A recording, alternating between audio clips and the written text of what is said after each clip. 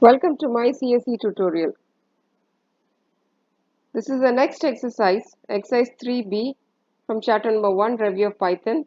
The question is, write the while loop to print the following series, 100, 98, 96 till 2. Again here we look into three things. The first value to be displayed is 100. The last value to be displayed is 2. Here we note that the series is decreasing by 2 in each element. So therefore we begin with initializing I is equal to 100 as we have to display 100 as the first element.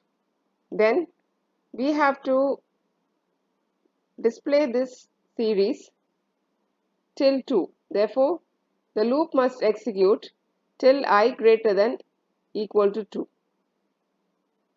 And after each iteration the value of I must be decremented by 2, and therefore we have I minus equal to 2. Let's see the output. Here we see the output.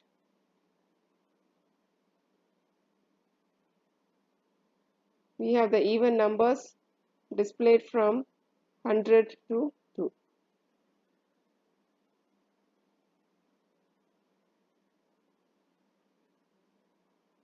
Thank you for watching. Stay tuned for more videos on my CSE tutorial.